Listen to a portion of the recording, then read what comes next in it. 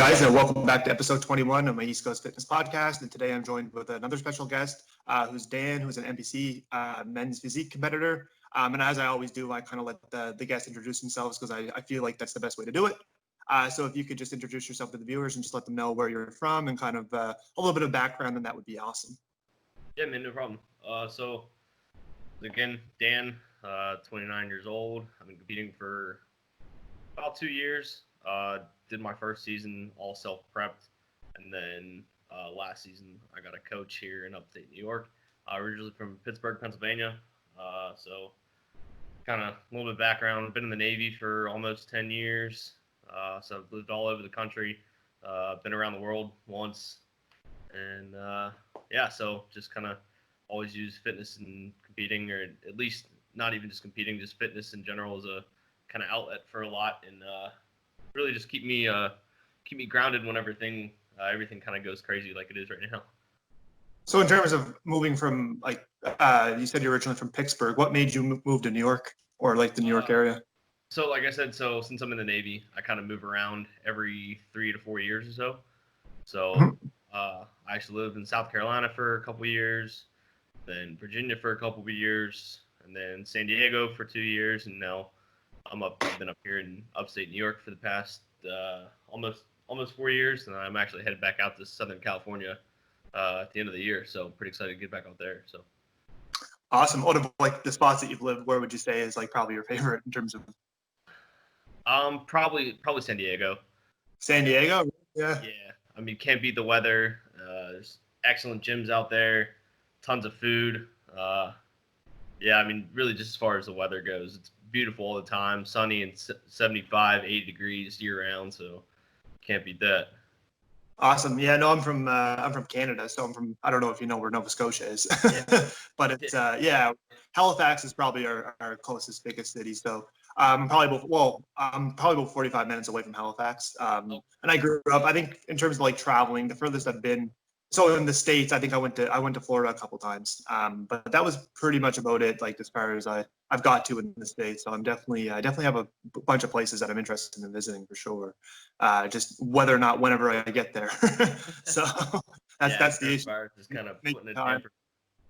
It's kind of good that you got the opportunity to travel though, right? Like I feel like a lot of people who have jobs or whatever, like they might be so grounded that they don't really get the opportunity to travel. Whereas like you being in the Navy, like I guess it's kind of good and bad. I guess for some people, they might not like that. But like, I think that from like being young and still kind of being able to experience a lot of things, I think it's really great that you're able to kind of know that you're able to pick up and move and you have a job in a bunch of different like locations. I think it's really great for seeing the world for sure. So yeah, definitely. It's also given me a, pretty good opportunity to, like a lot of people when they go on deployments, so they go in different countries, they like to go to different bars and all kind of stuff. Like I've kind of tried to find like the best gym in every country that I've been to. So I've, worked out a couple different places in England, which is pretty cool. I worked out at Oxygen Gym, the O2 gym out in Dubai. I've heard of that. Yeah, it's like a breeding ground for like all those bodybuilders. Like there's people that just go over there for a couple of years and just like put in the work. You know what I mean? Like they go away from their family just because like it's almost like a bodybuilding training camp, right? Like they just put you in these like homes and there's absolutely nothing to do but like eat and train and sleep. So it kind of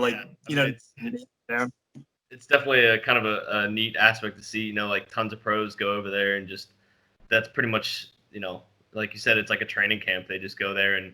I mean, there's tons of stuff to do in Dubai, but, obviously when you're in prep mode, you phase all that out. But, yeah, it's pretty neat. They're breeding a lot of really competitive athletes over there pretty much. So that's sweet. So, yeah, I kind of want to get into your competing there in a little bit. But I think that the first question I normally always ask is just, like, what kind of got you into, like, weight training? Because I feel like a lot of people have kind of, like, a sports background. I know personally for me, like, I was always involved with, like, sports. Being from Canada, hockey was a big one. So I was kind of always involved. I actually played goaltender, so I was a goalie for hockey. And then I used to go to these like strength camps and stuff like that. And it kind of like opened my eyes up. And then as I didn't really make it as far as I think the most I did was high school hockey. And I wouldn't, so I played like 1 year of high school hockey, but I realized that like the people that were going to go from high school hockey to something more serious, I think that the biggest thing that they were doing that a lot of people weren't, they were putting the time in like the weight room. They had like a solid, like, you know what I mean, training program to improve their skating. And I just thought that the hockey camps and stuff like that would like kind of do it for me, but like I didn't really put as much time as I should have. So I guess like in terms of your background, like when did you first start, I guess like lifting weights seriously, and like when did you decide that that was something that you would kind of want to take to the, I guess, the next level and start competing? So, I mean, I've been working out ever since I was probably about 14, 15 years old, if not slightly before that. Kind of the classic story of I was a fat kid, stuff going on in my life that kind of really made me put on a lot of weight, a lot of emotional eating. And so, kind of hit like a mild stage of like adolescent depression, put on a lot of weight, and then I was kind of ridiculed and stuff as a kid. So I was like, I don't want to do this anymore. I don't want to be the fat kid anymore. So really just started running and playing soccer a lot. So been playing soccer ever since I was a little kid. So I think a lot of it was just growing up, hitting puberty, started losing, the baby weight, as they say. Got into a lot better shape, and then just got into working out. It was just one of those things that it just kind of, it provided us, like I said, a stress outlet, and it was just really something fun to do. Every time I picked up a weight, I could do a heavier weight or try something else, and it wasn't just, just wasn't kicking a ball around the field. So it was something else to do, and I just really just fell in love with it. So I like competing with myself. So yeah, I think that's like another thing that I had later on that I wanted to talk about on the podcast, but I feel like it's kind of relevant right now, is just like coming from the sports background, you're normally competing on a team, right? Whereas bodybuilding, it's so much individual based, and it's obviously, you hear people say it's like you versus yourself or whatever. You hear that all the time.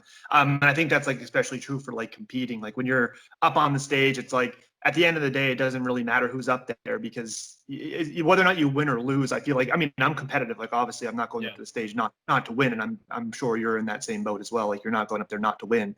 But at the end of the day, it's like you've got to be able to have that, like, when something doesn't go right when you're competing, you have to have that motivation to be like, okay, well, I've got to improve. It wasn't who I was against. And I feel like a lot of people make the excuse that like, oh, well, this guy showed up to the show, so like, you know what I mean? But at the end of the day, it's like you versus yourself. So I think that, do you find that to be like one of the most motivating things, like from like the bodybuilding or like the perspective of competing, is just like trying to better yourself and being like almost like so individual? yeah, I definitely think that, that's one of my favorite aspects of the sport is there's no one to blame but yourself. You know what I mean? It doesn't matter who's coaching you. If you don't listen to them, if you don't put the effort into the gym, if you, cut your daily macros short, if say you're following your macros or, following your diet plan or your meal plan, but on the weekends you're kind of screwing off and drinking and, not really being as dedicated and serious as, you only have yourself to blame. Yeah. Like I said, playing soccer growing up, my high school wasn't really known for having the best soccer team. We had a lot of really talented guys, but there was always we're in the toughest section in the region and all this stuff. There's a million different things to blame. But for physique sports, bodybuilding, what all that, like you can only blame yourself. You know what I mean? And yeah, there's always going to be guys that are better than you. There's ways to kind of, I don't want to say game the system, but there's a strategy to it. You know what I mean? Like you're not going to jump up there and do like one of the biggest shows in the country, or one of the biggest national qualifying shows in the country for your first show. You know what I mean? So it's always good to have that momentum. Start small, see where you're at. But yeah, I definitely think that that's one of my favorite aspects about it is everything that I leave out on the table. That's going to be my key to either success or my downfall. So yeah. And I think that like putting the work in the kitchen too, I think that's another thing that like with most sports, I'm not saying it's not as important, but whereas bodybuilding, it's like, that's the thing that like really makes or breaks, you know what I mean? The people that are willing, especially for competitors, like I wouldn't say you have to sacrifice, but there's definitely a lot of sacrifices that you have to make. And being so individual, it's like no one's going to make your meals unless you have somebody at home who's like a wife or like a girlfriend who's like really good. You know what I mean? Like there's tons of people out there, but I'm just saying like it's up to you. And especially with like, that's another thing that I wanted to talk about was like working a lot of night shifts. And like you mentioned that you do that a lot. And I imagine like, I don't know what your hours are or whatever, but do you find that like, I guess like, how do you balance working evenings while kind of like getting your meals in, I guess, and just like with the whole competing side of things, like when you're doing a show prep right now, I think you're what, like 15 weeks out. Yeah, 14, 15 weeks. So Yeah. So do you find like what's like the biggest difference from like working a night shift versus being like in an off season versus being in a prep? Like how does that differ? Like how does it get hard? And I guess how do you find ways to manage like that whole thing? really, honestly, I mean, I pretty much work 12-hour shifts regardless whether it's a day shift or night shift. So, um, So you rotate. So you have like yeah, 12. Okay, I yeah. see. So Yeah, I that's kind pretty of what much my girlfriend does that as well. Like she okay. rotates. She does. Yeah. So like I can kind of like see what you mean in terms of yeah. Yeah, so it's not too bad. I mean, I think the only weirdest thing for me, whenever talking about different sleep schedules, is that's I think where the biggest aspect comes into play is you know dieting and nutrition and is a huge factor in our sport. But then you Hmm. also have to play in like the whole aspect of rest and recovery. So whenever you're flipping your sleep schedule to you're sleeping during the daytime, and you might have kids or wife or dogs or anything, all these other outside stimuli that are gonna really affect your sleep schedule. So obviously, the first couple of days or weeks that you're in that opposite schedule, your lifts aren't as good. I mean, you possibly be a little bit more sluggish. Lack of appetite, maybe more appetite. Especially one thing that I've realized is I've been trying to focus a lot more on like regulating like my cortisol. You know what I mean? So like I noticed like the first couple of days that I shift, I hold a lot of water and I just feel bloated, and I can see the changes in my body, especially now as I'm getting leaner. Um, it's just tons of stuff play into it. But I mean, I would much rather have that kind of normal 9 to 5, Monday to Friday work life. That would definitely Yeah. help competing a lot more. But at the same time, kind of like a sadistic way of looking at it, being at work all the time kind of keeps you away from snacks and away Yeah, from especially drinking. when you're dieting. I find that that's like the biggest thing. Like working from home and stuff is what I do most of the time. So it's like it's kind of hard whenever I do. Like whenever I'm on a diet, like I'm literally like right now I'm like in my kitchen. You can see the kitchen behind me, right? So it's like just like having complete access to like whatever I want all the time. It's like when you're dieting, it's like it's horrible. And I find that like being able to take your mind off it when you're working would be Mhm. like, especially if you're working 12 hours, that's like obviously the biggest part of your day, right? Like it takes up the most time. Yeah. So like having that when you're in a contest prep, I feel like that would be kind of good in terms of like, so when you work, do you kind of like do overnights, or are you able to come back each and every night, like to your home, Uh, or like, no, yeah. So I'll normally work like it's 6 to 6. So either hmm, start at 6 at night, finish 6 in the morning, or the other. Um, yeah, so it's not bad. I mean, like I cook all my food every day. I don't meal prep. Like I think eating 5-day-old chicken is absolutely disgusting. You know? yeah, I uh, was in the same boat and I discovered like meal prepping for 3 days. So what I would do is like, because I was in the same boat, but like for me, it's just like, it's so much easier to make the excuse like that you don't have something cooked. And like, that's kind of like where I screw up. It's like, I don't have something made. Like I'll meal prep tomorrow. So I found that like, I was always back and forth like for meal prepping as well. But I completely agree with you. Like nobody likes eating like chicken that's 5 days old, and it just makes it, you know what I mean? Especially if you're eating it all the time. It's like, yeah. if you have like a little bit of substitutes in your diet, it's good. But so what I started doing was I started doing like 3 days. So like every third day there'd be like a fresh meal. So, and then also like another thing too, it's like if you have chicken cooked, then you're not going to want to like cook other things because like you have to eat the chicken. So I found that the 3 days like gave me some like variety. So like on day 3, if I didn't want chicken anymore, I could do like fish. But I totally hear you for sure. Yeah. So But it's funny. I get a lot of flack from guys at work, like, "Oh, how do you eat the same thing every day?" And for me, like I follow, pretty much a macro plan. You know what I mean? So I guess yeah, technically you can eat whatever you want as long as it fits, right? As they say. yeah. But for me, like I literally eat the same breakfast every day, and I pretty much eat the same meals while I'm at work, just because it takes the stress out of thinking about I food. know you don't have to think about it, and like you have like less variety in your diet, especially if you're tracking. I find that's the biggest. Like I'm the same way. I eat the same breakfast, and I find like I feel like that's the reason to like my success with my diet is like my breakfast, because like it sets you up for the start of the day. Like if you wake up and you have something crappy in the morning, it's like you just get discouraged and you're like, it sets you up for failure, I guess, because like you're more apt to like go to eat for lunch because you're like, well, today is almost like a write-off because I had something crappy for breakfast. Yep. So I think that like breakfast is always that like, you know what I mean? If you can nail your breakfast and find something that like works, gives you enough energy that's like fits within your macros, that also helps you out like in the gym. I think that like that's a really good approach. And I'm the same way. Like the less you have to like the less new things you have to add to your tracking app, the better. Because there's always like that one weird thing where you're like, ah, shit, like I don't eat this a lot. Like, how do I go about tracking? You know what I mean? How do I go about tracking it? It's like for me, literally every day, I'm just copy paste. It's like my nutrition's like breakfast the same. I might like vary the oatmeal depending on, but like the only thing that really changes is like the portion sizes.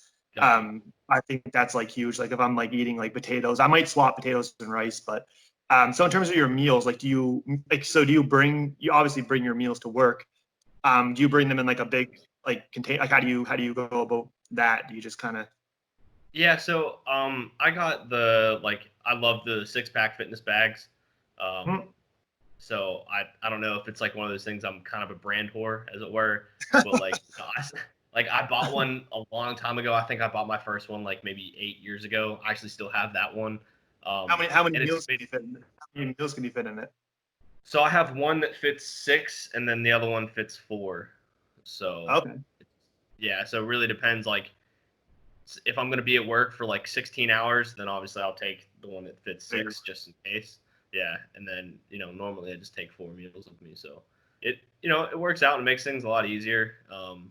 Just having everything in one one bag, and I'm like I know a lot of my friends that they'll compete and they'll just take all of their meals in like just a big bowl of rice and chicken and I'm like, I can't do that. I'd eat the whole thing in one sitting. You know what I mean? Like I need them all.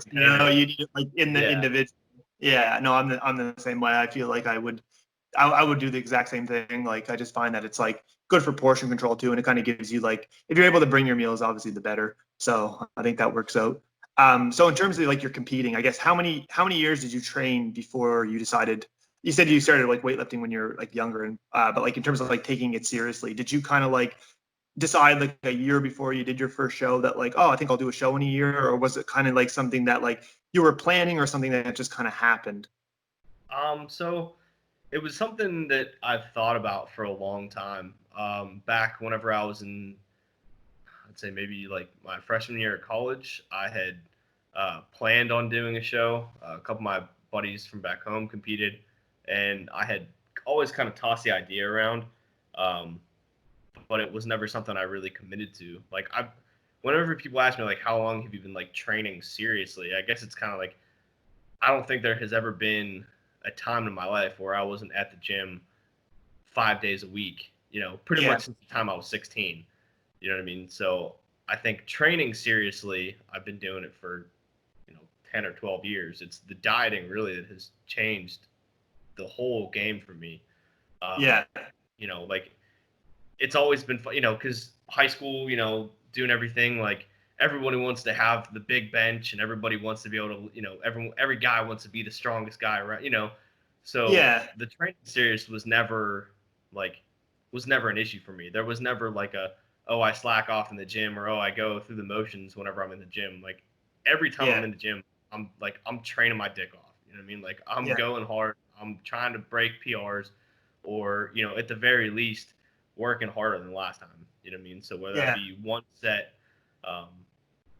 whether it be my cardio, whatever it is, like the training serious part has always been a factor in my life. It's always just been like, why go and spend the time at the gym if you're just going to be, if you're just walking around sitting on your phone, you know what I mean? There's other things that I'd rather pay, 50 or $40 a month to do rather than just go. Yeah, I see so many people that do that at the gym, right? Like they just feel like they're like looking like in space when they're doing an exercise or just like not focused or whatever. I feel like, I mean, there's days where like I go into the gym and I feel the exact same way, but I always try to like find a way to kind of like put my main, like when I'm going into the gym, it's like, I'm trying to eliminate all distractions and then eliminate your phone, right? Because you can get like caught in like taking like 5 or 6 minutes in between your rest and just like it can interfere like dramatically with your workout for sure. But I completely understand like what you're saying. Like I feel like that actually makes a lot of sense to me, that like you were training hard, but like it was the nutrition, because that's the most important part, especially when you're getting on stage or you're just looking to kind of like enhance your physique in any way. I feel like the nutrition is where it's like, okay, well now I got to like smarten up, and like now I got to like figure out something that's like the Oh most yeah. optimal.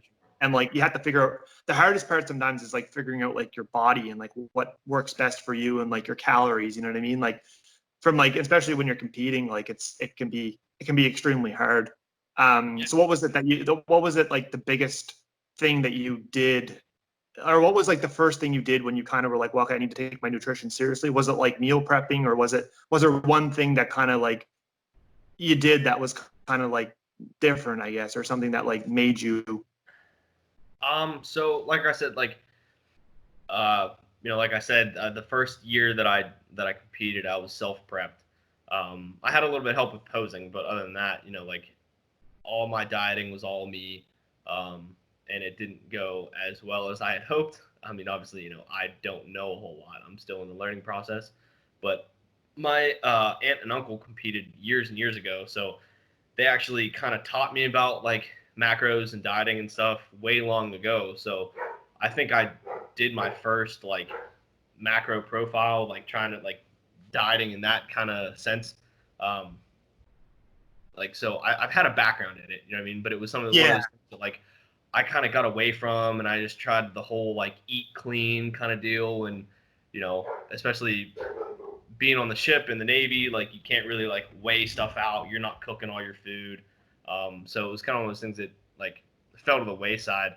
But I think you know so I always had like at least some knowledge on nutrition and kind of a rough idea of what I had to do. Um, all the thumb rules and the guidelines, like hey, gram per pound of body weight, protein, all that kind of thing. Um, so the first prep that I actually did, I actually tried to do keto, which I will never do again ever in my life. Um, I it did was the just exact same thing. Like when I did my first show, I was like, I dropped like 50 pounds or something in 13 weeks. oh geez, And I did it like, so I'm natural or whatever. So I did it like in an untested show. So I didn't touch a single thing. So I lost like, I was doing like basically green beans, spinach, and chicken. Like I've told the story countless times, but I was just basically eating like nothing, like pretty basically keto. And like I was probably doing that for like 3 weeks. I was doing like 2 hours of cardio. I dropped the weight. Obviously, I lost like a crap ton of muscle. But being in my first show was just something I wanted to like see whether or not I was interested in doing, and like see whether or not I could do it. So that kind of like brings me to my next. So being like self-coached, like I had a coach for my first show. Being self-coached for you, like how long was your prep being like for your first show or whatever? And like I guess like how did you, I guess like why didn't it go as planned? Or like, well, looking back now, what would you have done differently during your first prep if you were to coach yourself again? so I definitely think like I said, doing keto, my body didn't really respond to it well. Plus, I don't even know if I was doing it properly. You know what I Yeah, mean? So really, I think anybody can get a six pack on their own. Anybody can get like in beach shape on their own. But yeah, like I think there's very few people that can really get in touch with their own body and really figure out their own body and like how to get stage lean. You know what I mean? yeah. So I Especially if you're like, especially if it's your first couple of shows, like if you were like competing for 10, 15 years and like you've did like yeah. 30 shows, it's like, okay, well, I know what I did. Like you kind of, not saying self-coaching is always the best way. Like I feel like you should have a coach. Like generally, like if you're looking to do like, if you're looking to kind of like, depending on your knowledge too, I think it differs, but I think that having that extra person to be able to like make decisions for you, especially when like when you, I mean, as much as you know or whatever, I feel like it's, yeah. And I feel like someone that maybe had like a bunch of years training experience that might want to do their own prep, I think that like you kind of know how your body responds, but being like a first show or whatever, like first two or first three shows, it's like you're still getting used to your body and you still really don't know. And even when you get a coach, like you almost have to work with somebody for enough time in order for them to understand your body as well. So Oh, I yeah. guess it's like a feel out process for both people, right? That, and I mean every prep is different. You know what I mean? I'm Yeah. noticing stuff in this prep that I didn't have last year. You know what I mean? Yeah. So like show to show, you learn different things. Like I said, I tried keto for the first one, and I was like, I didn't like how I looked. I didn't really, what I mean? So I added in like a little bit of carbs and then upped my cardio a little bit, what I mean? So like I noticed that I was getting leaner and leaner each show. And then, my placing and everything got better and better. Like the first show that I did was an NPC show here up in New York, and I got like dead last, right? So I was like, Yeah. okay, first show, like I don't really care. I just wanted to try it. I like doing this, so back to the drawing board. Like I didn't take any time off. I kept dieting, changed some things around, immediately kept going. So I did a show in April, and then I did one like in the middle of June. So pretty much another 8 weeks in between, and I ended up. I think I got. Forget. I haven't. I was gonna say I see the medals hanging up behind. Yeah. So I got fourth overall in my second show, and then I got like first in like novice, and then what I mean. So like my placing got better, and then I That's did. always encouraging too. You know what I mean? Like when Yeah. you start seeing some type of progression, it's like I feel like finishing last is like an absolute must in your first show. Like I find like that's what I did as well. Sorry, I had a call. I just had to cancel the call. Nice. Or like I did my first show. I feel like it kind of like fires you up a little bit more. You know what I Yeah. mean? Like it's like I now I know, especially if you're taking it seriously and like you liked what you like competing, like you figured out that like I can do this. It's something that I can do. So I think that like finishing last just like sets like that fire within inside you to be like, okay, it's only up from here. Like I can only improve. You know what I mean? Like unless you finish last again, your second job. But I mean, that's as long as you're able to make the improvements, I think that it's like you're not going to do that, especially if you're training hard and you're eating right. So Yeah, definitely. I could tell that it was definitely like a learning curve. And like as I did it, trial and error, like I said, my placings got better. I ended up taking the overall in the last show that I did in 2018. So that was cool. Like I was like, hey, I did this, kind of all by myself. Um, but then I started working with a coach early 2019, and I mean it was just eye-opening. I mean, it was yeah. like what I thought like that I was doing was like night and day. You know what I mean? So like, What was like the biggest like what was the biggest like was it like more nutritional related or was it more like training related or was there one thing that was like oh my God, like obviously you just said that, but like what was like the biggest thing that you noticed from like because I think that's a very interesting experience. I don't think a lot of people were necessarily. I mean, there could be, but like from my experience, it's like especially for your first show, like I think that's like that's a bold move to do like a self prep. So I think yeah, that's like really good from your experience to like know the differences and like to do it yourself. You knew like what it was like the difference. It's like the biggest thing that like you found it from was yeah definitely the nutrition and just like the amount of food that I like had to eat. Not I don't say had to eat. I guess you could say got to eat. You know what I mean? Like I started my prep at I was like 180 something pounds, and I started at like 350 carbs every day, and I didn't dip below 200 carbs, but for like 2 days. You know what I mean? Like I was a week out eating 250 carbs a day, and then I was like, I have a lot of friends that compete, and they're like, oh yeah, I'm down to like 80 carbs, and they're like 6 weeks out, and I'm like, I don't know, if I just have a magician for a coach or what it is. But like, I was completely shocked that like I looked as good as I did and got as lean as I got with on more carbs. Yeah. yeah, and then like the peak week was like I don't know, day one of peak week was like almost 500 carbs. You know what I mean? So it was just like Yeah, you you're know trying to like refeed or whatever. Like, yeah, like yeah. that's crazy. I feel like it's like, yeah, it would be like a definitely like a huge. So in terms of like your training, like did you find that they're like, does he normally do your training or are Yeah. you kind of, yeah. So what was there any differences in your training or was he just kind of like, did he switch up anything that like you wouldn't have did if you were to continue going, I guess? Yeah, so like, you know, me being a typical bro, I kind of always follow the typical bro split, right? Like, chest and tries, back and buys, that whole kind of thing. And then since Yeah. I've been with him, I've pretty much done strictly push pull legs. Some variation of, a 3-day one off split. and I don't think I'll ever do anything different, unless my goals completely change. I mean, the recovery time is there. You can keep every workout super intense. Yep. You can kind of focus different things on your first push day to your second push day of the week.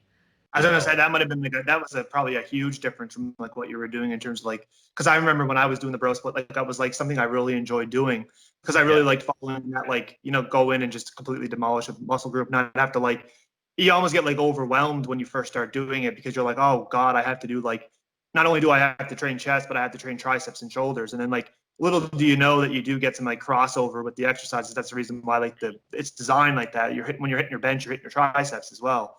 But it's just like, I would imagine like that was probably like, oh my God, like this is a way better way of like, you know what I mean, organizing it and like getting in the volume and getting in the sessions. Plus, I loved doing back. If I could do back every single day, I would. So being able to do that twice a week was like, this is sweet. But yeah, I think definitely. Were you deadlifting twice a week? Like, did you have any issues with like, so your main compound lifts, did you find, because I found like the number one thing that happened to me was like the recovery time. Obviously different muscle groups require different recoveries, like for each individual person. But I found personally for me, it's like deadlifting twice a week is just so hard to do, you know what I mean? For me personally. So did you have any issues with like progression or strength progression when you? So squats really was the one thing that really, I mean, I was squatting a lot. Like last year I was squatting a lot, and it started bothering my knees real bad. Still no idea what caused it, to be honest. I don't know if it's just the sheer volume of squatting that I was doing, but it wasn't anything unheard of. You know what I mean? It was weird. I just after doing it for 2 months, I just started noticing like really bad like tendon pain in my kneecaps from squatting, and then one day magically it didn't do it anymore. So I was able to, it was just one of those things that like I just had to push through. But I think as far as like the recovering from the compounds, that was definitely the biggest thing that I remember was, squatting a lot and just, it was gross. I was almost, yeah, there's nothing worse when like I'm running into some issues right now, like with joints and stuff. Like it's like it's really shitty when you go into the gym and like you feel it in your joints versus like in your muscles. It's like, you know what I mean? Like you're squatting and you're not even like focused on your quads or your glutes or your whole muscle. Like you're just focused on your knees. It's like it's a terrible feeling, and it's like it can hold you back for sure. So was there anything that you like particularly like you mentioned it just went away? But is there anything that you like did you do any like foam rolling, or did you like do more of an intensive like warm up, or how did you? I think it was just me, like I tried all that, you know what I mean? And I was doing the knee mobility movements and everything. I got those crazy like tendon bands, like they're like the mini wraps that you can put on the lower part of your kneecap to kind of keep your tendon in place. Did you find that helped at all? A little bit, yeah, but I think it ultimately came down to just correcting my form. You know what I mean? I was noticing I was getting a lot of like, I wasn't forcing my knees out as much. You know what I mean? Yeah. So I think it was just one of those things. And that's the thing, like, I've had a pretty decent squat for as long as I can remember. So it was just any time that I have these pains, these issues, it kind of takes a little bit of sense of humility to kind of like, okay, I know that I'm not perfect. Let's reevaluate. Even though I've done this hundreds of times, let's kind of record myself, send my coach a video, send a couple other guys that I know, send them some videos, get some like outside opinions, and then get back into it. You know what I mean? So having that introspection, and then also having other people kind of, we don't know everything. You know what I mean? You take some humility to kind of, especially when you can't see what you're doing. I find that that's a big thing. It's like you can look in the mirror all you want, but until you actually like film yourself, you can start to notice like, oh, this is something happening. And if you do it over time, you'll start to know, especially if you have someone that's able to look it over. Like that's awesome. You have someone to be able to give you some feedback on it. And like, obviously you never changed anything. Like you said, you had a good squat or whatever. So it could just be like one little thing that like, you know what I mean? You don't really recognize that you're doing. Yeah. So in terms of like I just kind of want to move into like your choice for competing. So what interested you the most about the division that you chose in terms of like not classic physique, sorry, but like men's physique?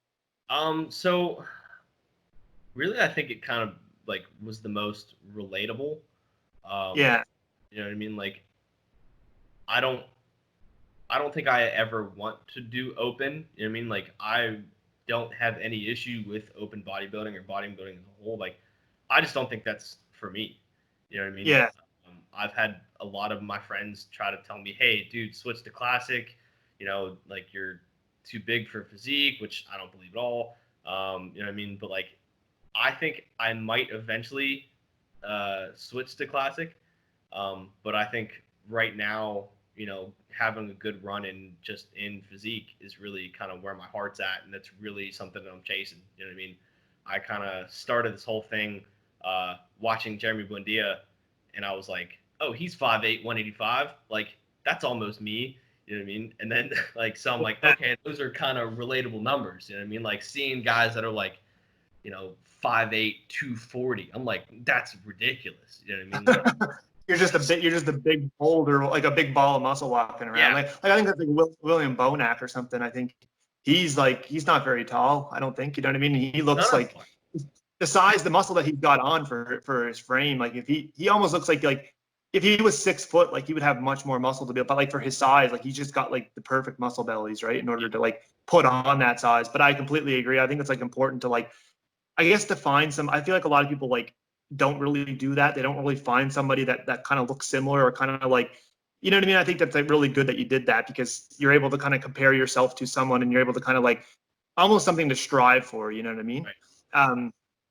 Yeah. So Yeah. was there anything like, so like in terms of like men's physique, what's the like, you mentioned that like you could potentially move up to classic. What would be the weight limit for, I forget. See, when I did it, I competed in men's classic physique. Okay.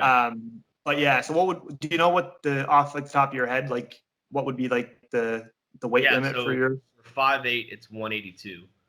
182? So yeah. So I So mean, 180 would be kind of like, you know what I mean? Like your max. So like, do you feel like in the next couple of years, like, do you feel like because I feel like the problem with like for someone like Chris Bumstead, I don't know if this is true or not, but like he's kind of reached the peak of classic physique. And yeah. in terms of like training, it's like going into the gym to like if he tries to grow anymore, like not saying you go into the gym not to grow, but like for him to put on any more weight, it's going to be harder for him to cut. So he's kind of like reached the top of his division. So do you feel like in terms of your division, like let's say you were to get there, do you feel like you would do it because like you love competing in that division, or do you think that you'd be like at the point where you're like, okay, well, I need to continue to grow, and I kind of want to move up? Like, how do you feel about I that? I honestly think that I mean, it really all depends on how, um, you know, how the next couple seasons go. You know what I mean? Hmm. Like Like the I placings, like how well you do at your yeah. yeah, you know what I mean? Because I don't want it to be like, oh, well, I didn't do good in this one, so let me try this other thing. You know what I mean? Like, Hmm. I want to give men's physique my absolute everything. You know, like, be like get as close to that goal or like that dream as physically possible to, you know, before I would say like, okay, well, hey, maybe I just can display my attributes better in physique, you know, in classic physique. You know what I mean? Like, okay, hey, maybe I do have really good legs and that would kind of help me. You know what I mean? But Yeah. I don't think I would ever do it just to be like, oh, well, you know, I tried this and it's not working out. So Go to yeah, go up to the next and give the next one a go. yeah. Yeah, that makes So sense. because I mean, like right now, I was 192 this morning. So you know, for me to even cut down, you know, figured 15 weeks out, so probably another 15 to 20 pounds. You know, if I come on stage at 175, that's not a whole lot of room. You know, Yeah. to that Oh yeah, 180, no. 182 mark. You know, Mhm. so So in terms of like, I guess like you mentioned the push pull legs. It just kind of interests me. Like, do you feel? I don't want to sound like rude or anything here, but like when you're training legs, do you feel like since you're competing and you got the board shorts on, like do you feel like do you do it because you like just kind of having that balanced workout like routine, or is it something like I guess like when you're training legs, like what's like in terms of like moving up, obviously that would benefit you. but I know that there's some like physique people out there that like don't train legs and they kind of like prioritize their upper bodies to like maximize that. So like, what are your thoughts on like training legs, or like kind of like what's your thoughts or like interpretations on that? So I mean, it's kind of like I would never not do legs. You know what I mean? Like I think it definitely provides it promotes overall growth. You know what I mean? Like when your body, whenever you put your body under that stress and those loads, sure, the muscles that are being, taxed are going to recover more. But when your body releases those hormones and everything and all the chemicals to start building that muscle, it doesn't discriminate. You know what I mean? Yeah. Like your body's going to grow overall in general. So, Yeah. if you're not training the largest muscle groups in your body, you know what I mean? Then Like, you're not getting the maximal benefit for the rest of your body, right? It's kind of just right. like, I completely agree for sure. So like another question I always had, like, you're not judged on like your calves at all, are you? Like, is that something that they take? I don't think they look at calves at all anymore. I know they used to, but I don't think they do. I mean, Yeah. because if you look at it, everyone has to stand flat-footed now. There's no like dropping your heel, dropping your toe back for, and I think it's one of those things where, like, if you look at a lot of the guys, like a lot of men's physique guys have good legs. Mhm. You know what I mean? So having like filling out the shorts is almost a part of the look now. You know what I mean? Yeah.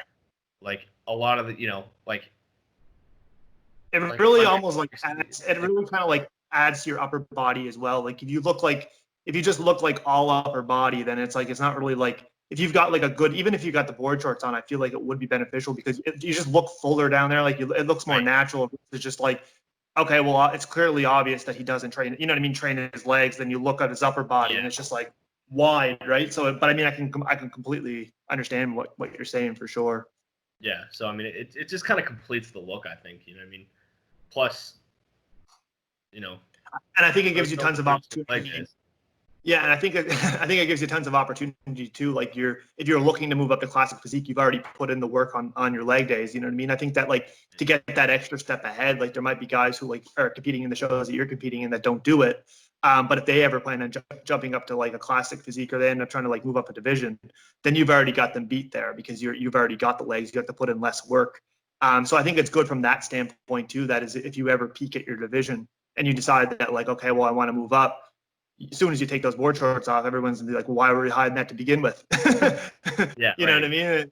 It's like, I think it's from your perspective, I think there's just like, and I mean, it allows like you to be in the gym more too. Like you can only train your upper body so much that Yeah. like, you know what I mean? Like, so in terms of like just going to the gym and liking the gym and obviously loving it, it gives you the opportunity to be in that, to be in the gym, to train legs and to be in Yeah. like there, and also prioritize your recovery for your upper body, because if you're always going in there trying to hit bench press or like back day or whatever, like it could impede your recovery. So I think like Yeah. from a recovery standpoint, I think it's absolutely awesome.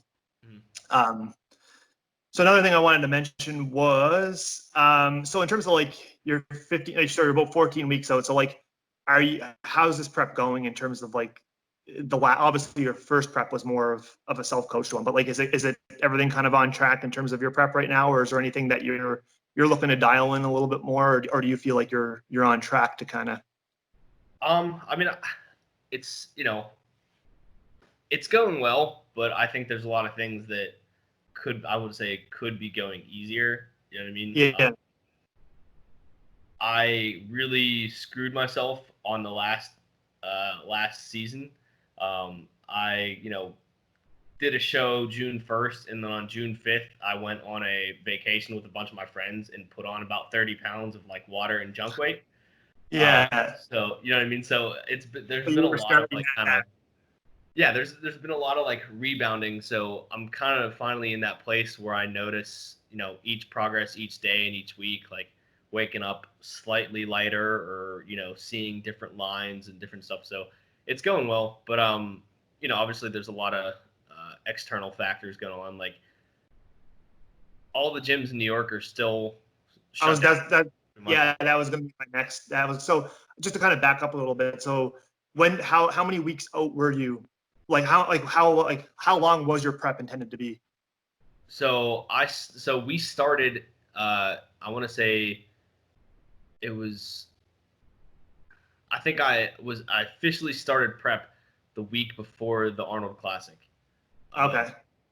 So like March area, or yeah. Yeah, it was like right. I think actually, let's think. It was the day after. It was the week after Valentine's Day, because I'm Okay. thinking, okay, you know, I have a couple more weeks. Like I'll be able to have, you know, go to the Arnold and have a good time and like go out to eat and stuff. And then on my own for work, my coach called me and was like, "Hey, welcome to prep."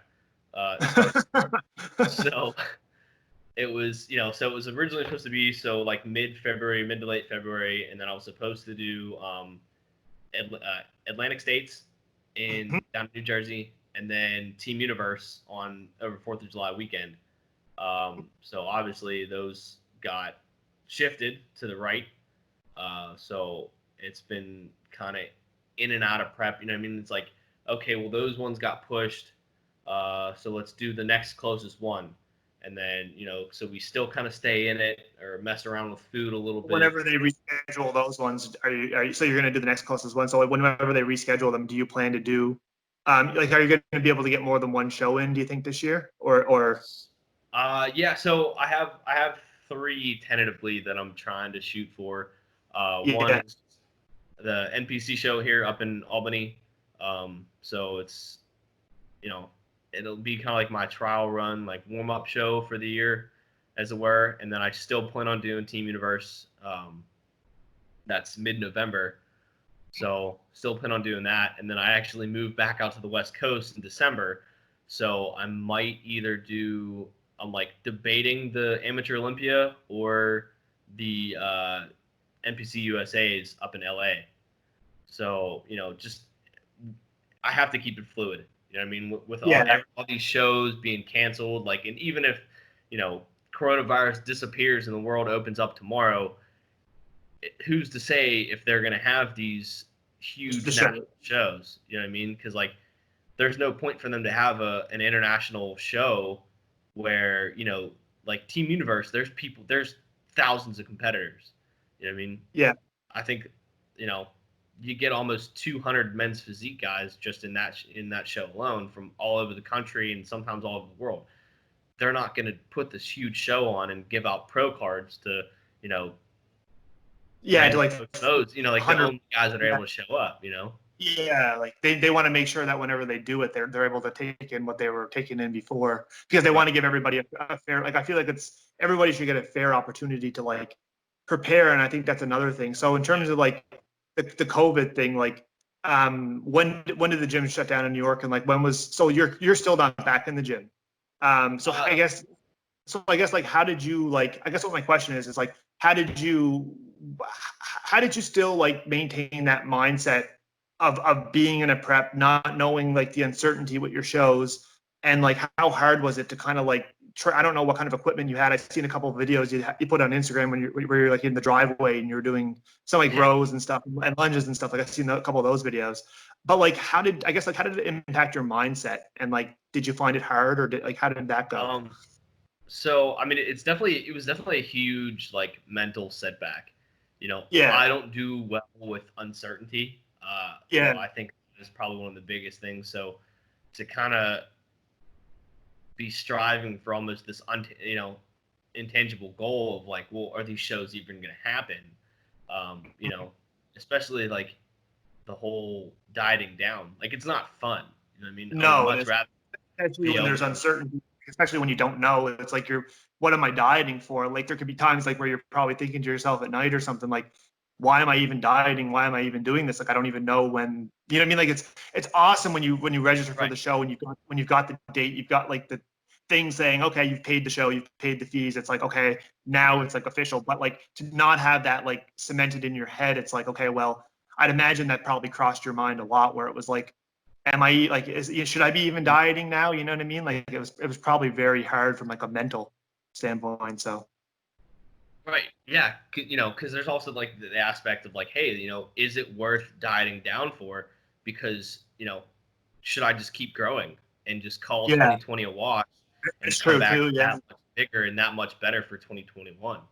You know what I mean? So really, like, I never quit working out. Like I said, you know, like like you said, you saw the videos on Instagram. Like, so I had a decent bit of equipment at the house where I was able to really just kind of get back to like, really kind of like the back of the roots of training, where all I had was a couple Blowflex dumbbells and a barbell. So I really just had to get creative and, just have fun with it again. Yeah, that's something that I Like, shifted my focus to too. Was like when I was working out from home, I had absolutely nothing. I was living in like an apartment, like a small like 1-bedroom apartment, and I mean I just accumulated weights if you couldn't get anything. But like I take everything so seriously when I do it, so it was kind of like hard, and I just kind of lost like the fun aspect, right? So like I was like, well, what am I going to do? So I realized that after a little bit, like it's just about having fun with it, especially when you're at home. It's like if you're stressing about it constantly and you're always worried that like you can't do something, that's when like you don't do anything at all. You know what I mean? So just like making sure that you're able to do something and have fun with it, I think that's the best way to do it, especially when something like this comes up where you can't go to the gym. It's like making new exercises, trying resistance band exercises. Maybe like I've never been big into body weight exercises, so I found like it was a good opportunity to focus on those. So yeah, I just that like getting creative, like that was probably huge.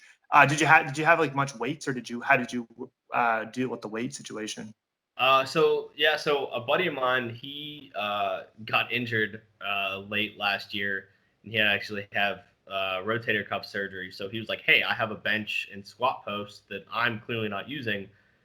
Like he's like, "I'm all for like Team Dan Pudz, like you want, you know what I mean?" And I had a couple other guys at work. They're like, dude, I have some extra. He's like, my buddy was like, "Hey, I have an extra set of 45s I'm not using." So I had a lot of good friends that were like, "Dude, here, take some shit, like get your stuff done." You know what I mean? So I had a lot of support with that. So very thankful and grateful for those guys that really kind of like reached out and helped out with that. And then slowly, like I said, being in the military, they were allowed to open up the gym facility on our site to Okay. before. So I have that for days that I'm at work. And like it's got a decent bit of stuff. There's a Smith machine. They have different machines, cables, that kind of stuff. So it's better than what I had. And then also now there's like like the protest gyms that are like opening up on like the download to kind of like protest all this. So it's Come on through the back door kind of thing, right? yeah. Yeah, Yeah, so we'll I'm open the finding back more. door. Yeah.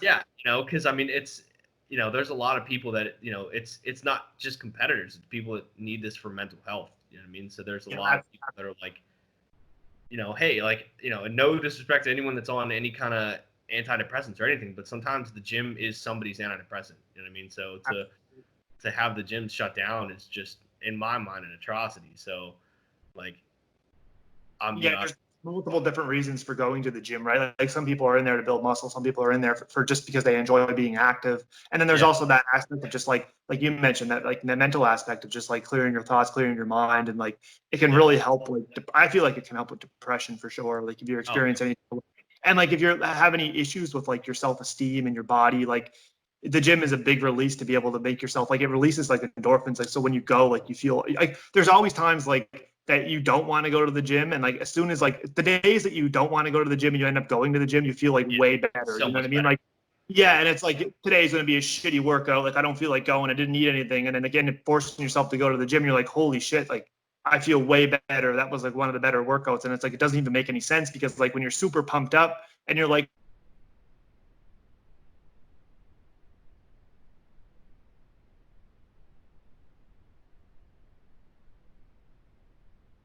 oh, sorry. It's funny like how it works. Like on the bad days, you end up having like a really great session, and like some of the Yeah. good days, it's like why wasn't it why wasn't it good kind of thing. So Right. Yeah. There's nothing worse than being like super pumped all day to go like crush a back day, and you get there and it's just you feel your like back is no. bothering you or something. Yeah. Yeah, Something it's like oh, why stupid does my like lower back like feel like inflamed, or you know what I mean? You're doing like the first exercise, and it's like you just don't got it. Like some days, like the bar feels like way heavier. You know what I mean? I go in there sometimes and I'm doing like deadlifts or I'm doing like bench press, and I'm just like, okay, today's probably going to be one of those days. But yeah, I mean, so through all this and everything, really what kind of like kept me going to keep me in that prep mindset was like the shows are going to be there eventually. You know what I mean? Yeah. So Oh yeah. Age is I'd always rather going to. be, Yeah. yeah, like unless I'm getting down to like, you know, like dieting down to like exactly stage lean, it's not like you're going to lose that much muscle. You know what I mean? So like, let me get to a point where I'm, let's say 8 weeks out all the Yeah. time. You know what I mean? So like, I'll be ready when the show is ready. You know what I mean? So Yeah. that's kind of what got into my head, you know, because the blessing and the curse that is social media, you know, you see a lot of these guys all over the country that were in states that they didn't shut their gym down, and they're still making progress and they're still making gains. And guess who I'm going to have to go up against at nationals? Those guys that, yeah. So like, and what am I going to make an excuse? Like, oh, well, my state's gym weren't open, so it's not really fit. No, absolutely not. Like, Yeah. if I want it bad enough, I have to do anything in my power to make that progress and make those gains, or at least not lose progress. You know what I mean? So, Yeah, at least maintain. But I completely agree. I think that like being ready for a show early is always better than, you know what I mean? Like it's always in your best interest to be like, okay, well, I've still got 2 more weeks to go and I could step on stage pretty much any time, you know what I mean, yeah, within the next week. So I think that like from a standpoint of like dieting and not having a show, I think I would just resort on the fact, like you mentioned, like you always want to be like 8 weeks out, especially if you're planning on like doing a show. And like the closer that you can come into comp, like the shorter you can make a prep, the better. oh yeah, Like the closer that you can stay within that like range, as long as you're giving your body like an optimal amount of time to like to have like an off season or some have like a growth period. I think that like if you're in this shape and you're like the less cardio you have to do, the less calories you're going to have to diet in, the more successful your training sessions are going to be. Like there's so many other benefits. Like there's so many benefits just to less being stressful ready. on your body. Yeah. Oh yeah. And especially like stress too, for sure. Like that's a huge aspect of it, right? It's Yeah. just like, man, like you mentioned at the start, like managing cortisol. Like if you're constantly stressed and like it's obviously going to impact everything. It's going to impact your sleep. Like if you're stressed about one thing and it's on your mind all day and you go home to try to sleep, it's like as soon as you sit down, like there's been countless times where I just can't get to sleep because there's something like stupid on my mind. Yeah. You know what I mean? That I just can't let go. So I think that like just forgetting about it and still like doing it, like living it as if like it was normal, like the gyms were opened, putting your best effort in every single day. Like at the end of the day, that's what's going to get you the results. It's not like making excuses just because like the gym's closed. That's like an excuse Right. that like, you know, obviously it's a good excuse, but like it's still not like an excuse to like say, okay, well, what can I do? Like, can I focus more on my nutrition? Can I focus more on like maybe I want to incorporate more? And another thing I wanted to mention too is I seen that you were doing the seal rows. Yeah. You had the bench. That's an awesome exercise. I absolutely love that exercise for back. So Yeah, so my coach started incorporating those into my program last year, and I had never done them. You know, I mean, I've always done like either just like the chest supported T-bar rows, or you know, just like bent over rows.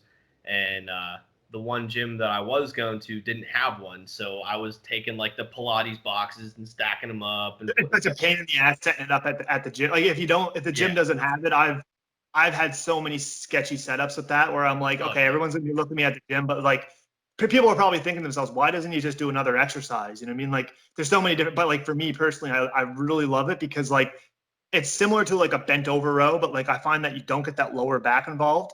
So like for me personally, like I've always I can't really I use the excuse that I have a lower back issue, but like I don't think I really do, but like it does nag me sometimes.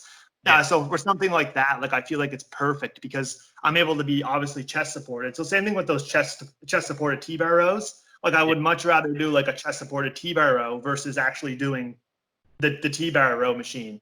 So I think that like that's why I really love that one, is because like you're really able to get that mind muscle connection with your back without having to worry about like feeling like you're stiff when you get up, your lower back's inflamed. It feels like you did like 3 sets of hyper extensions. Yeah, exactly. Yeah, no, I love that row. And then I built one in the garage. I just got a couple 4x4s and some 2x6s and like all the angle iron I could find at Home Depot, and just put it all together because I figured I'd rather start making my own stuff and be able to have more. Yeah, I mean, like, so what if I never use it again once gyms open back up? Oh well, I had it now. You know what I mean? But God knows when that will be, right? So it's always worth like doing. And like I did the same thing, man. Like I don't know if you've seen any of my YouTube videos or whatever, but I built like a squat rack. Yeah. I did like a homemade dumbbell. Like I was like just like I'm not really that great with that kind of stuff, but I was like I need something. Like I went to like the Fitness Depot, which was like an outlet store, and I was able to find like one of those like really, I don't even know, it was a barbell, but it wasn't like an Olympic barbell. It was just like almost a curl bar. Yeah, but I was able to still get it. Obviously, I think it was only like 7 pounds or 14 pounds. I don't know what the bar weighed, but I was like, Yeah. in order for me to do something, like I need to be able to have, like, because I had some weights, like I had 25s. They were all standard plates. But anyways, I was like, I need like a rack, right? So I was like, I'm just gonna build a friggin' rack. Like Yeah. I don't Yeah. know when the gyms are gonna open. I could just put it on like the step, and I'll rock that. So Yeah. Yeah. I mean, it's been funny just to see, like I'm sick of seeing home workouts. You know what I mean? Like I'm, I just want, I'm, but at the same time, like I get it. You know what I mean? Like we got to do, what we got to do, the, and the first thing I said was like, if I go back day one to the gym, or like within the first week of the gym, if I see anybody doing push-ups, I'm just gonna kick them. Because I was like, yeah, I can understand like dips or something, you know what I mean? right, Something where it's like, okay, cool, that's probably in your program, and that's an extremely effective exercise. And yeah, nothing to take away from push-ups, because they're an effective exercise as well. But like, didn't you get your fair share of push-ups during? yeah, So it's like, come on, like do something like a dumbbell press or something. You know what I mean?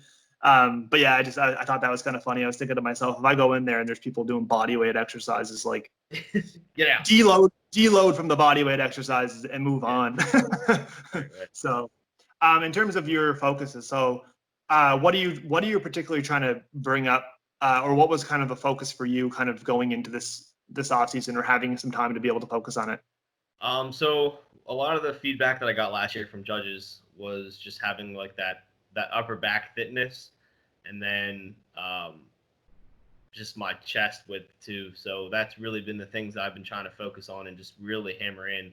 I've seen a lot of progress, and I'm really happy with the size that I've been able to put on. Right now, my coach is really pushing my upper chest. So that's going to be the next kind of thing we really kind of tweak and dial in over the next 3 months, is really just the hammer upper chest.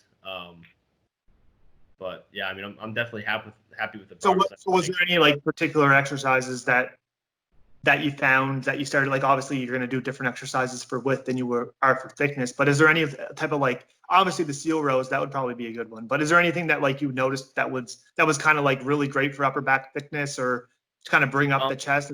Was there certain exercises that you're doing? Yeah, so a lot of the stuff has been, like I said, very limited with the equipment that I've had, but really just kind of changing how I lift, not exactly the motions. My I've been muscle, doing a lot of so to speak. that, and I've been doing a lot of tempoed lifts. Yeah, So like focusing on the concentric. I don't know. I'm not a scientist, like but the lowering yeah, phase.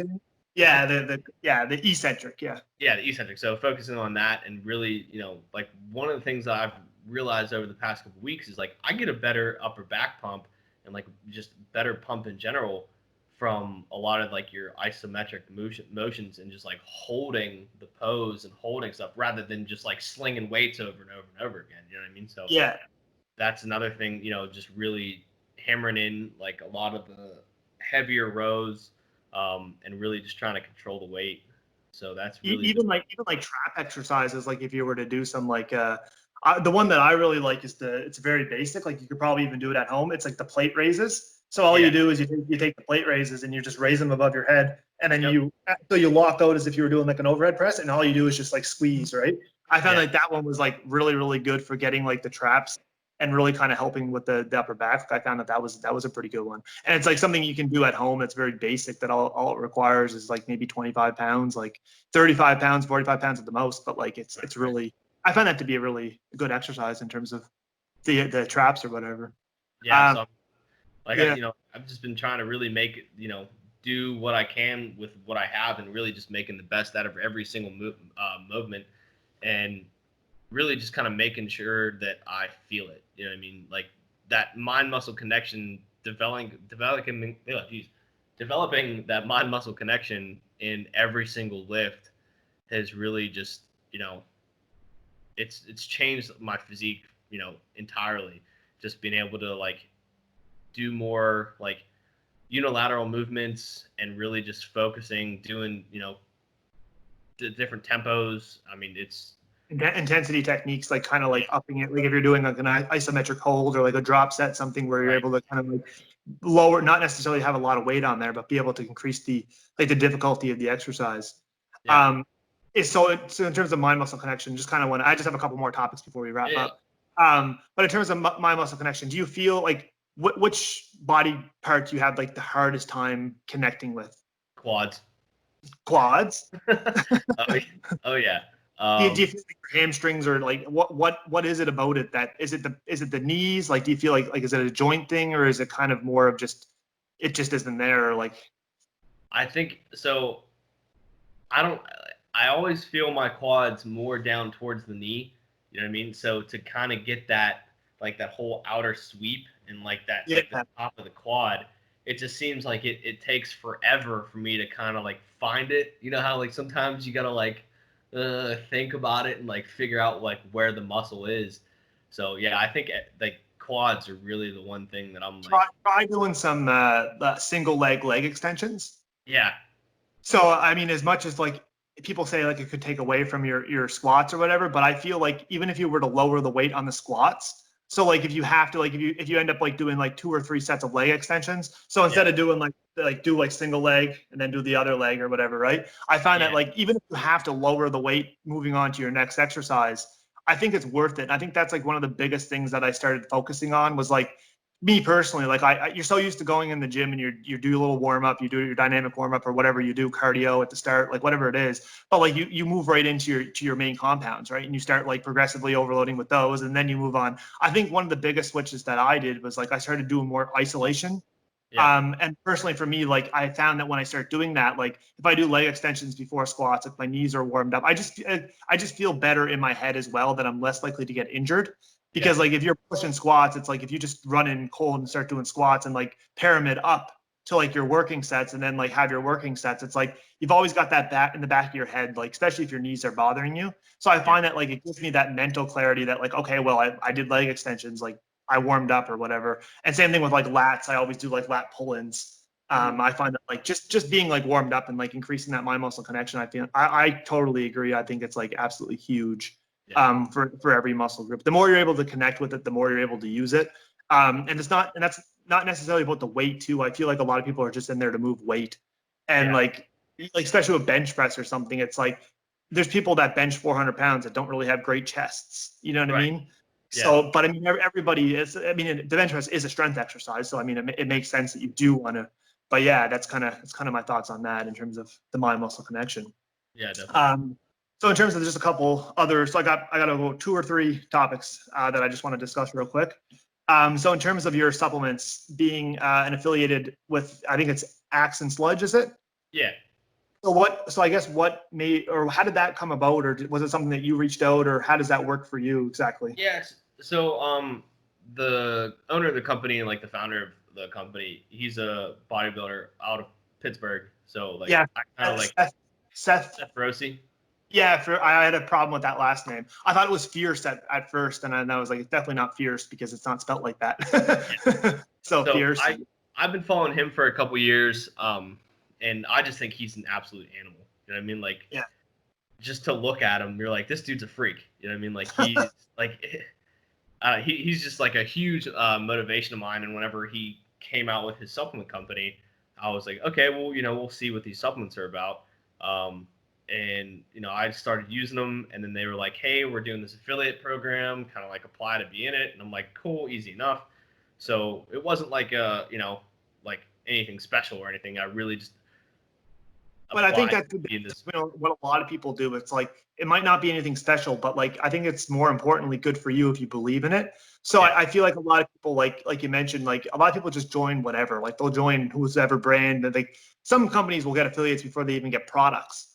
yeah, Yeah, it's like, okay, well, I understand like if you're like Jay Cutler or like if you're like a top level bodybuilder and you don't got a product but you've got affiliates, that makes sense. But for someone who's like starting up a company, I feel like me personally, it's like I've been in the boat where I joined a company and it was like, okay, sell our products, use our discount codes. yeah, But yeah, like it's good for the first little bit, but like if you don't actually believe in the product or like you're not going to want to sell it, you're not going to want to promote it. So I yeah. think it's like really good for like from your perspective that you actually like the guy, you look up to him, like you think the products are good. And like, so like, did you test them beforehand before you were like, okay, well, I'm going to sign Yeah, up? so yeah, so like I said, like like I was doing the whole like origin subs with Bradley Martin stuff, and I was just like, I just don't really like these supplements. So Yeah. it really wasn't something that I ever like pushed or really repped or like really kind of like put them out on my social media. Um, really, because like I'm not huge into social media anyways, so it was really just kind of like, nah, not really into it. And then I tried the Action Sled stuff, and I just really liked it. You know what I mean? Like everything about it. Like I have had no What's like your favorite product that they have? um Or that you've tried? so like I use their pre-workout, both of their pre-workouts pretty much every day, and then I use their proteins every day. You know what I mean? So like I do their protein every morning, their farm-fed chocolate. It's super good. So like just like I I eat it every day. You know what I mean? So it's not Yeah. like, you know what I So mean? like, So like why not promote something that you use every day? You know what I mean? Like it's just like if exactly. there's that chance that someone's gonna like order the product, at least you can get them a discount on it. And like if you're using it every day, it just gives you another opportunity to be like, if you have anyone that you go to the gym with or anyone that like is looking to look into your products, it's like, hey man, what kind of protein do you use? It's like, oh, I use this, and it's like, Yeah. oh, sweet. And everybody's always like interested in getting deals. You know what I mean? So it's Right. like you use my code, like whatever it is, 10% off or 15% off. It's like, oh, sweet. Then they'll be like, okay, well, I'll order it. Like they have, it doesn't hurt them to use your code, right? As long as Right. like as long as they're interested in ordering it. And I that's think the thing, that's like I think there's too many people that are into social media and into like fitness, like to make money and to be like insta famous and that kind of stuff. I mean, like I don't ever expect to get sponsored. Like even if I do get my pro card, like it doesn't. I don't care if anybody ever hands me a dime to do what I do. You know what I mean? Like I love competing. You know, I'll never get the money back that I've spent in supplements and gym memberships and the time. You know what I mean? Like so yeah. for me to rep a company, like I'm not gonna go like out of my way to push a product that I don't use. You know what I mean? Mhm. Like that's the thing. Like I use It, it, so I it's believe in it. hard. Like if you don't believe in it, you can tell. You know what I mean? Like it's Yeah, unless you're like someone who's like a pro or like you have like a good reputation. Like when somebody's pushing a product that they don't believe in, it's you can tell that they don't believe in it. They're just saying it to say it, or they're yeah, like putting it in their description or like whatever it is. It's like, okay, well, I've never seen you post about it. I've never seen you like talk about it, but like you want to make money off of it. It's like you got to act like a salesperson if you're going to do it. But like in order to do that, you have to want to sell it. Like you got to like be like, I really love this pre-workout. Like this is absolutely awesome. Like you have to be passionate about it, right? yeah, Especially if you're looking to. And I think that like from your perspective, that's good because you're able to separate. You know what I mean? Making money versus actually like doing it for the love of it, and like the love of it and the passion is always going to outlast.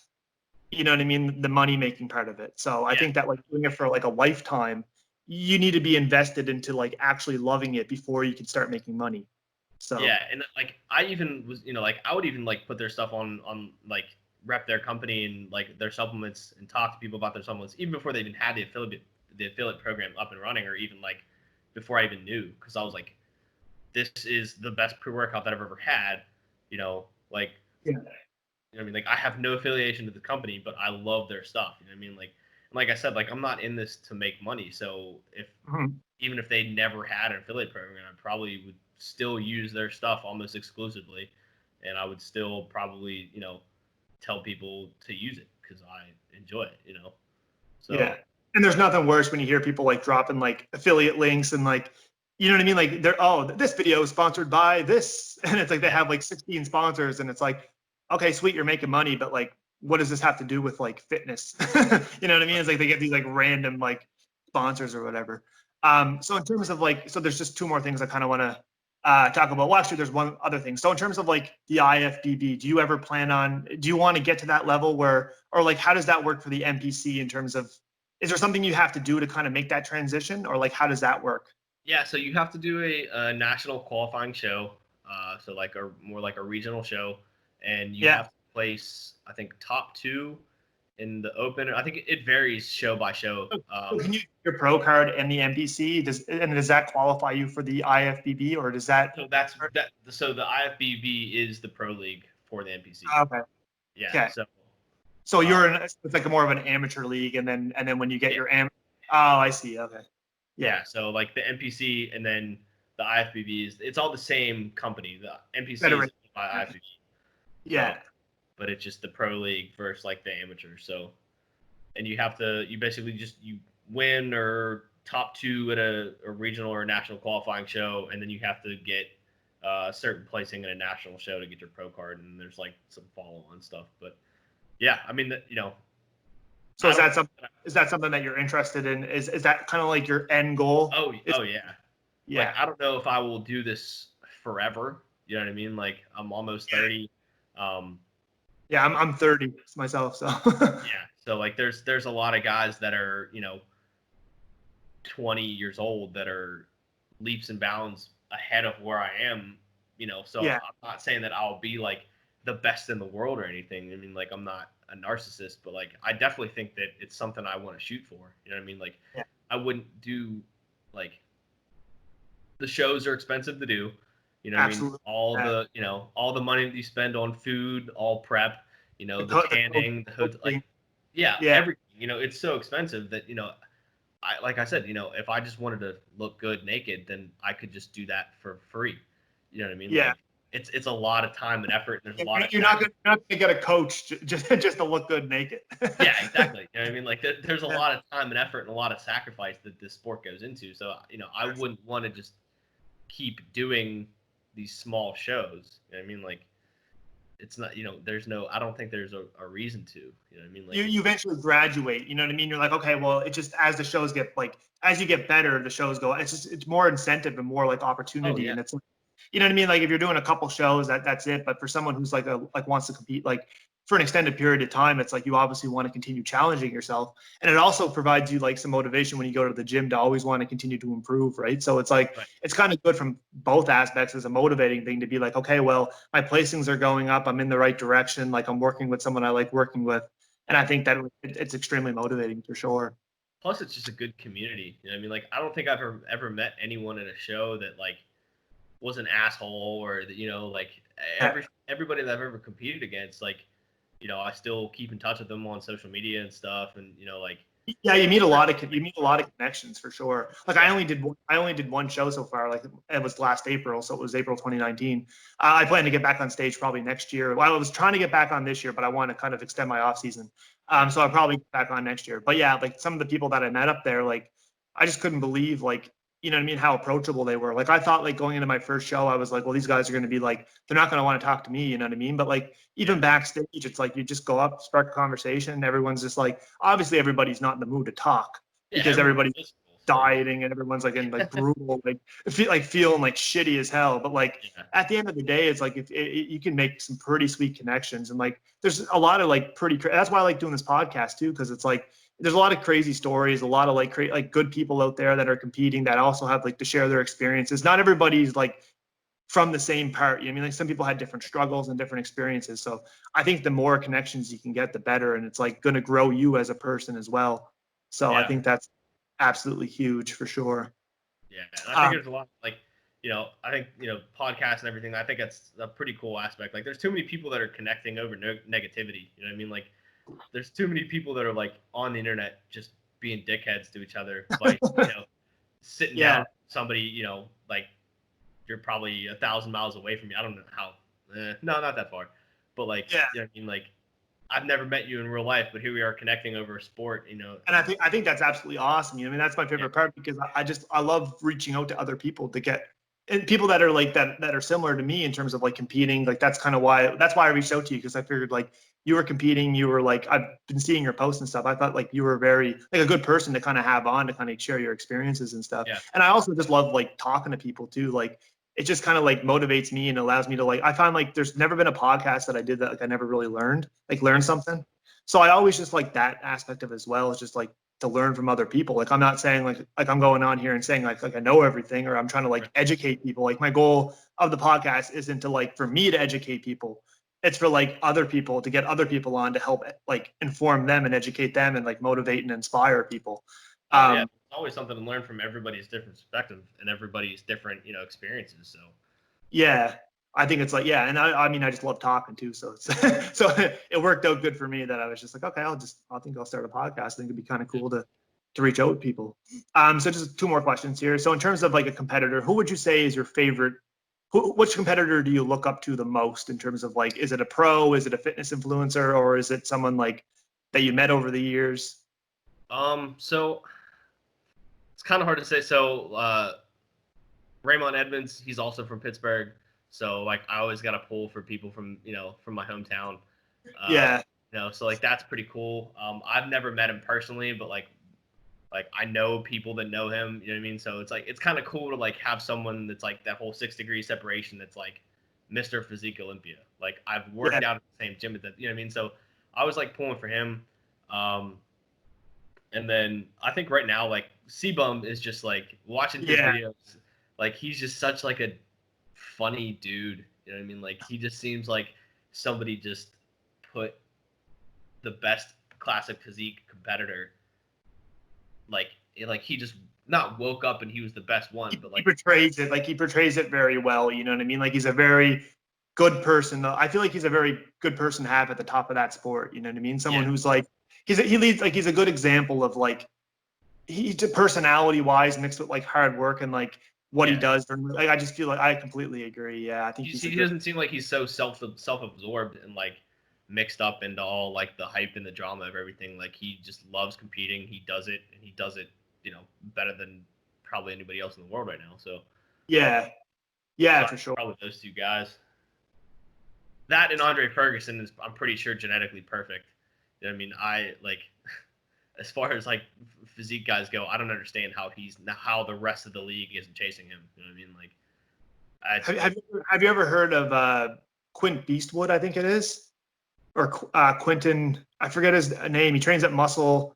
He's from Ontario. They say like he's like the next. He's an IFBB pro. They say like he's like the next Mr. Olympia. I forget. I'll throw a picture of him on the screen there so you guys can see him. But have you ever heard of him before? He trains with like Regan Grimes. Do you know them? yeah, I know Regan Grimes. Yeah. Yeah, he's probably like in terms of like bodybuilding, he's probably like my goal. You know what I mean? Like if I could look like Regan Grimes, like that would be deadly. But he's probably like my favorite in terms of bodybuilding. But I think he hangs out with like Antoine Valier, Dorian Hamilton. Dorian Hamilton coaches him. But anyways, he's an absolute monster right now. I found him here. Yeah, he The, looks ridiculous. the lines that he has, the shape that he has, like it's. I think he's only young too. Like he's gonna do some damage for sure. Oh yeah, for sure. He's Yeah, absolutely insane. that's the craziest thing is like getting that in my head. Like there's so many dudes that are like 19, 20, 21, like just younger that I'm just like. What about another one? What about Tristan Lee? Have you ever heard of him? Yeah, like our kid's just ridiculous. He's like 18. Well, he was 16. Like it seems like he was 16 for 5 years. But yeah, like you can't take anything away from the kid, but like you often gotta wonder, like if you think about it, like how many 15, 16-year-olds like track their macros or are that big in fitness? Absolutely You know what I mean? none. Like, I would imagine. Yeah. you know what I mean? Like where would you be in your physique like journey right now if you knew how to diet properly at 16 years old? You know what I mean? Like if I was doing right now what I was doing, like doing what I was doing at 16, like right now, you know what I mean? Like tracking macros and understand like the knowledge of like how important hydration and all this stuff plays into it. Like I'd be a completely different person. You know what I mean? Yeah. Like, And another thing to mention too, it's like when you're that age, it's like you don't even have to diet. You know what I mean? Because you're so like puberty and like you're just in that prime area where like as long as you're consistently eating decent, you know what I mean? And like if you're eating decent, like a bodybuilder or so to speak, like you're really optimizing your nutrition when you're like 15, 16 years old and you're training, you're in the gym, you're doing the right exercises, like you're gonna look like that anyways. Like especially if you got good genetics like he does. yeah. Like So you I know, definitely, yeah. like the next couple years or like the future is just gonna explode with like where it's Oh, gonna go because there's so much more knowledge and just the way that the sport is blowing up. Like you're getting guys that are looking better and better at younger and younger ages. You know what I mean? So yeah. it has nothing to do with like, I mean, sure, genetics play into it. And I'm not saying that like, oh, if I knew what to do, I would look better than anybody else. But it's just like you have guys that are taking this knowledge and they're taking this sport. At a very early age, like much sooner than like Me for sure. Like I started like in my like early 20s, like probably 20, 23, 24 is kind of like where I was like, oh, bodybuilding. Yeah. You know what I Right. mean? Where it was like, oh, that's actually like a thing. Right. So yeah. So just and the final question here. So in terms of where do you see yourself in 10 years? Oh man. Well, I'm not where I was. It's always a tricky one. Yeah, I mean, well, I'm not anywhere where I thought it would be 10 years ago from now. You know what I mean? Yeah. So it's really hard to say. I don't know if I'll be competing. Like I'll be almost 40. Hopefully be retiring from the Navy. So maybe. Really, I mean, I don't think there'll ever be a point in my life, Where you won't work out? where I won't work out. You know what I mean? Like I probably won't diet nearly as hard. You know what I mean? Like I love food.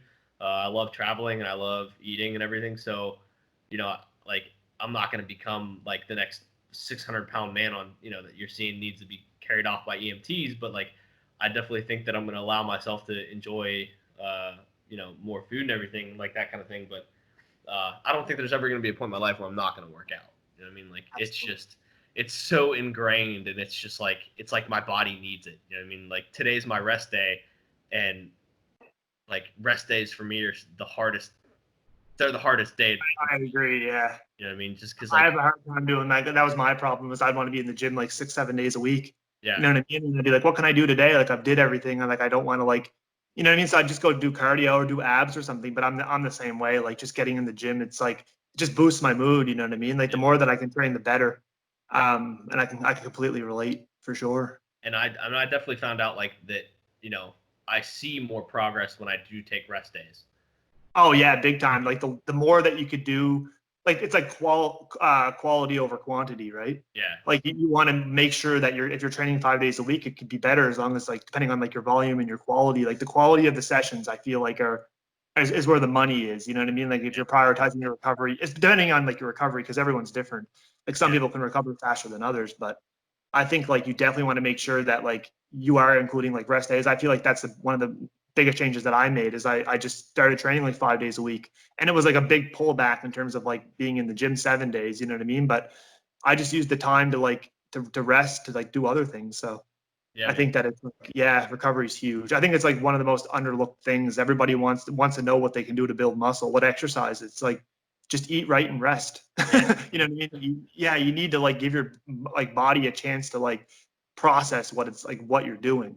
So But I think as far as like the future goes, like I think if I'm not honestly, like if I'm not like knocking on the door of a pro card in the next like 2 to 3 years, I'll probably stop competing in like a physique sport. I've often wanted to do like powerlifting or something else. You know what I mean? Like yeah, I definitely love having something to compete in.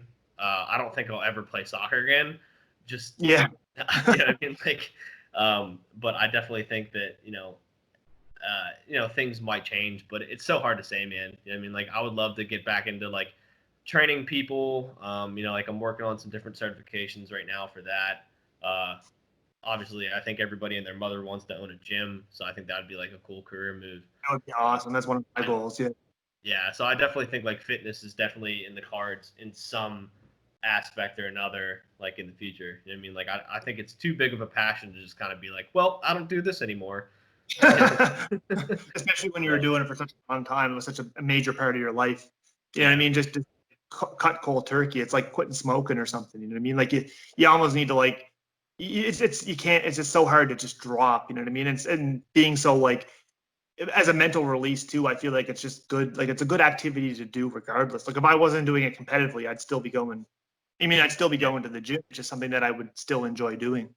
yeah. So I mean, don't get me wrong. I miss some of the other hobbies. Like before I joined the Navy, well, I kind of more so blame the Navy for taking away a lot of my hobbies, just a lot of the time. But snowboarding. I love snowboarding a lot.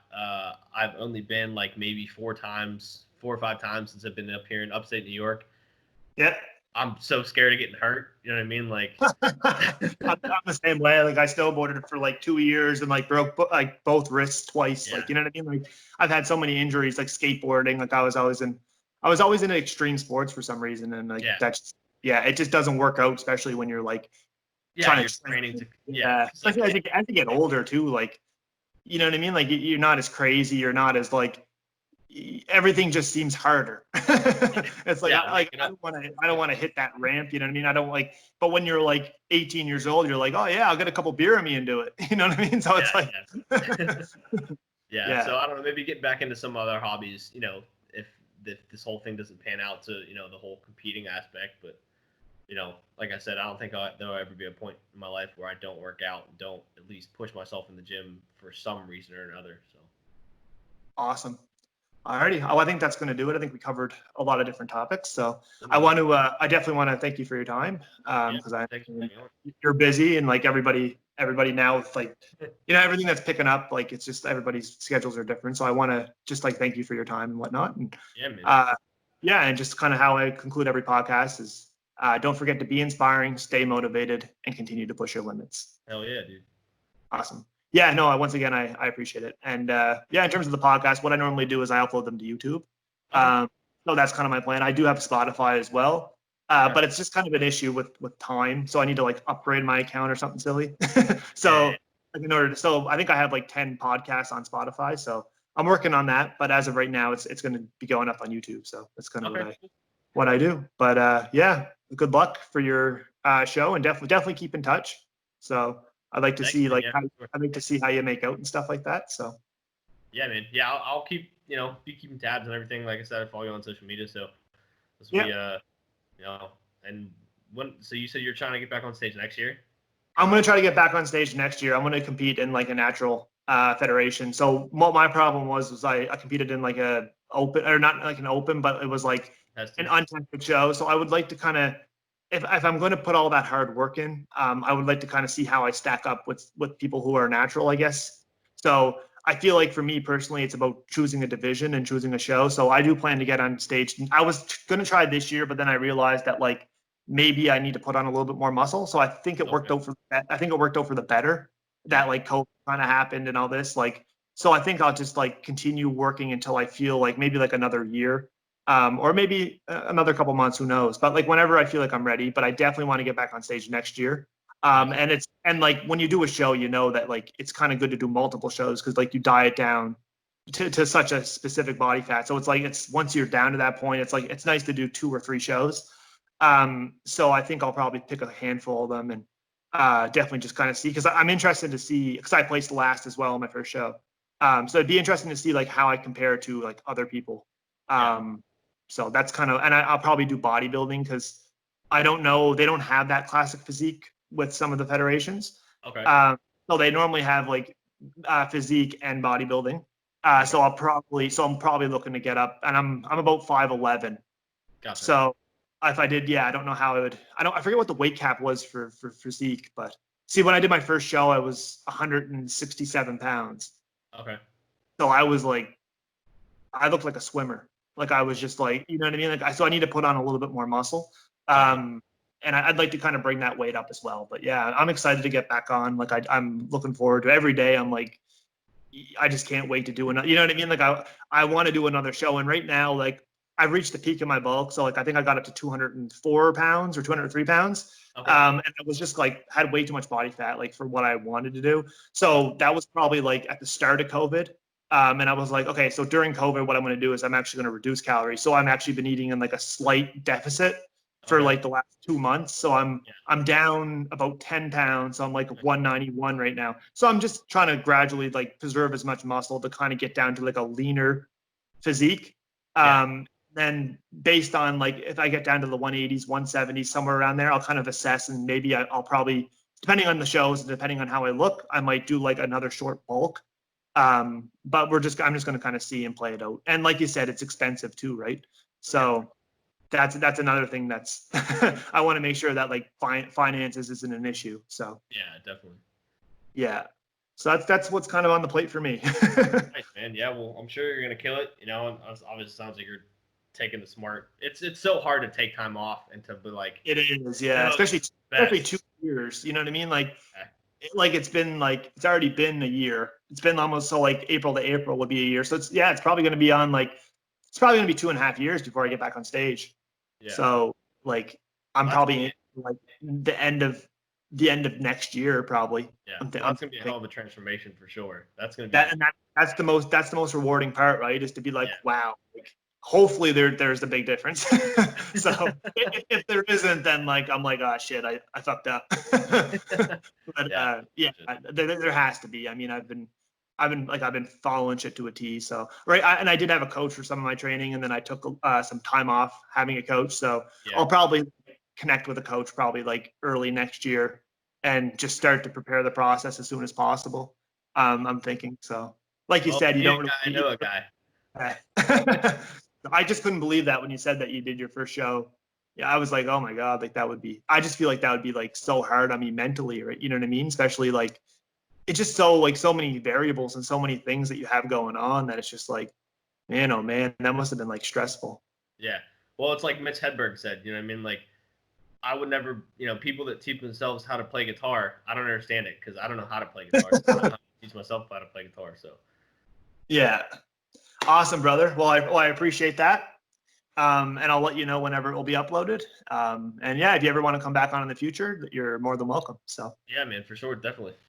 Awesome. And if you could just like send something for the thumbnail in the next like week, that would be great. Just like a picture or something. I'll probably crop it in and use it as a thumbnail. Okay. Then that would be awesome. Yeah, man. You want like a stage shot or something, or? Yeah, like a stage shot, something that would, yeah, whatever you feel is like a good shot. So yeah, that would probably work. So yeah, definitely. And then awesome. I'll just email it to you. Yeah, just email it to me. I think you got my email. If not, I'll send it through Instagram. Yeah. So, but yeah, no, definitely like let me know how the shows go. I'll be following you as well. So I'm eager to find out. So I'm rooting for you. Appreciate it. Awesome, man. Have a good one. All right, man. Take care. All right. Peace out.